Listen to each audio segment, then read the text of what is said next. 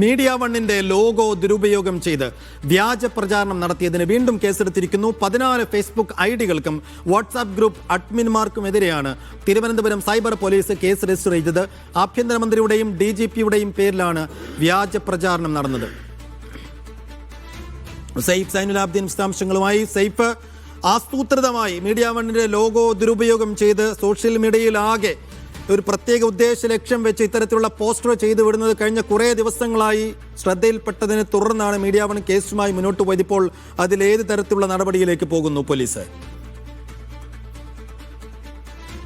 അത് ഒരു കാർഡല്ല സൈഫു, വ്യാപകമായ കാർഡുകൾ ഇങ്ങനെ പ്രചരിക്കുന്നതാണ് നമുക്ക് കാണാൻ കഴിഞ്ഞത്. ഇപ്പോൾ കേസെടുത്തിരിക്കുന്നത് ഒരു കാർഡിന്റെ പേരിലാണ്. ആ കാർഡ് പൂക്കിയെന്ന് വിളിച്ചാൽ ജാമ്യമില്ലാത്ത വകുപ്പ് ചുമത്തി കേസെടുക്കാൻ ആഭ്യന്തരമന്ത്രി DGPക്ക് നിർദ്ദേശം നൽകിയെന്നൊരു കാർഡ് ഇതിനിടയിൽ മീഡിയ വണ്ണിന്റെ ലോഗോ അടക്കം ചേർത്തുകൊണ്ട് കാർഡായി ഇറക്കിയിരുന്നു. അങ്ങനെ ഒരു കാർഡല്ല, അവിടുത്തെ ആങ്കർമാരെ, നമ്മുടെ പ്രധാനപ്പെട്ട ആങ്കർമാരുടെ എല്ലാം ചിത്രം വെച്ചുകൊണ്ട് പലതരത്തിലുള്ള കാർഡുകൾ ഇതിനോടകം തന്നെ പുറത്തിറങ്ങുകയും ചെയ്തിട്ടുണ്ട്. ഇതിന്റെ അടിസ്ഥാനത്തിലാണ് മീഡിയ വൺ പരാതി നൽകുന്നത്. പരാതിയുടെ അടിസ്ഥാനത്തിൽ 3 വകുപ്പുകൾ ചുമത്തിയാണ് കേസെടുത്തിരിക്കുന്നത്. ഒന്ന് BNS-ഉം അതുപോലെ തന്നെ IT ആക്ടും കേരള പോലീസ് ആക്ടും, 3 ആക്ടുകൾ ചേർത്ത് 14 ഫേസ്ബുക്ക് അക്കൗണ്ടുകൾക്കെതിരെ കേസ് രജിസ്റ്റർ ചെയ്തിട്ടുണ്ട്. ഈ അക്കൗണ്ടുകൾ വഴിയാണ് ഇത് സോഷ്യൽ മീഡിയയിലൂടെ വ്യാപകമായി പ്രചരിപ്പിച്ചത്. അതിനൊപ്പം തന്നെ ഒരു വാട്സപ്പ് ഗ്രൂപ്പിൽ വഴിയും ഇത് വ്യാപകമായി പ്രചരിപ്പിച്ചിട്ടുണ്ട്. ഇതിൻ്റെ അഡ്മിൻമാർക്കെതിരെയും കേസെടുക്കാൻ വേണ്ടിയുള്ള തീരുമാനമെടുക്കുകയും FIR രജിസ്റ്റർ ചെയ്യുകയും ചെയ്തിട്ടുണ്ട്. തിരുവനന്തപുരത്തെ സൈബർ ക്രൈം പോലീസാണ് പോലീസ് സ്റ്റേഷനിലാണ് ഈ FIR രജിസ്റ്റർ ചെയ്തിരിക്കുന്നത്. വേഗത്തിൽ തന്നെ തുടർ നടപടി സ്വീകരിക്കാൻ വേണ്ടിയുള്ള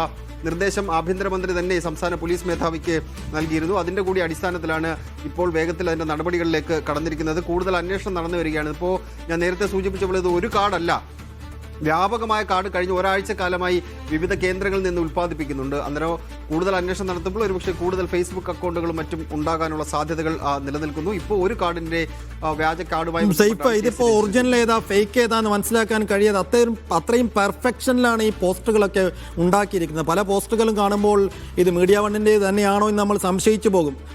അതിലേക്ക്, ആ വിഷയത്തിലേക്ക് ഇറങ്ങുമ്പോഴാണ് അങ്ങനെ ഒരു സംഭവമേ ഇല്ലല്ലോ, ഇതൊരു ഫേക്ക് വാർത്തയാണല്ലോ നമ്മൾ ആലോചിച്ചു പോവുക. അപ്പോൾ ഇത് എവിടെ നിന്ന് ഇത്രയും പെർഫെക്ഷനോട് കൂടി ഉണ്ടാക്കുന്നു എന്ന് കണ്ടെത്തൽ സൈബർ പോലീസിനെ സംബന്ധിച്ചിടത്തോളം ശ്രമകരമാണോ?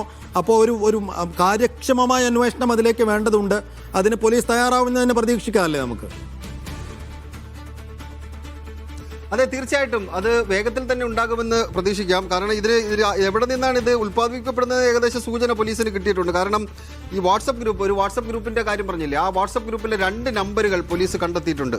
ആ നമ്പറുകൾ വഴിയാണ് ആ വാട്സപ്പ് ഗ്രൂപ്പ് ക്രിയേറ്റ് ചെയ്യപ്പെടുകയും അതുവഴി ഇത് പ്രചരിപ്പിക്കുകയും ചെയ്തിട്ടുണ്ട്. ആ നമ്പർ ആരെയാണ് എന്ന് കണ്ടെത്താൻ, അത് എവിടെ നിന്നാണ് പ്രവർത്തിക്കുന്നതൊക്കെ പോലീസിന് വേഗത്തിൽ തന്നെ കണ്ടെത്താൻ കഴിയുന്നതേ ഉള്ളൂ. സൈഫ് നേരത്തെ സൂചിപ്പിച്ചുള്ള ഇത് ഒറിജിനൽ ഏതാണ് വ്യാജം ഏതാണ് എന്നറിയാൻ കഴിയാത്ത ആ തരത്തിൽ ആണ് ആ പ്രചരണം നടക്കുന്നത്. ഇപ്പോൾ ഒരു ഫേക്ക് അലേർട്ട് നമ്മൾ ഇറക്കിക്കഴിഞ്ഞാൽ അത് ഫേക്കാണ് എന്ന തരത്തിൽ വേറെ ഒരു കാർഡ് ഉടനെ ഇറക്കുന്നു. അങ്ങനെ വ്യാപകമായ വ്യാജ കാർഡുകളുടെ പ്രചരണമാണ് കഴിഞ്ഞ ഒരാഴ്ച കാലമായിട്ട് നടക്കുന്നത്. അത് പോലീസിന് വേഗത്തിൽ കണ്ടെത്താൻ കഴിയും എന്ന കാര്യത്തിൽ സംശയമില്ല. കാരണം 2 നമ്പറുകൾ, ഫോൺ നമ്പറുകൾ ഇതിനോടകം തന്നെ കണ്ടെത്തിയിട്ടുണ്ട്.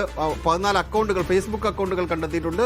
വരും സമയങ്ങളിൽ സ്വാഭാവികമായിട്ടും അതിൻ്റെ തുടർ നടപടികൾ വേഗത്തിൽ തന്നെ ഉണ്ടാകും. Saif, yes. അപ്പോൾ നിർമ്മിത ബുദ്ധി, പുതിയ സാങ്കേതിക വിദ്യ ദുരുപയോഗം ചെയ്താണ് ഇത്തരത്തിലുള്ള പണികളിലൊക്കെ ഏർപ്പെടുന്നത്. കുറ്റകരമാണ്, ക്രിമിനൽ ആക്ടിവിറ്റീസാണ്.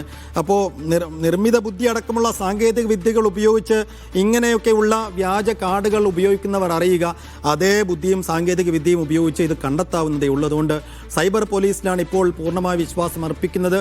ആരൊക്കെയാണ് ഇതിന് പിറകിൽ പ്രവർത്തിച്ചതെന്നവരെ കണ്ടെത്താൻ വേഗത്തിൽ തന്നെ സൈബർ പോലീസ് നടപടികൾ സ്വീകരിക്കും എന്ന പ്രതീക്ഷയിലാണ് മീഡിയ വൺ ഉള്ളത്.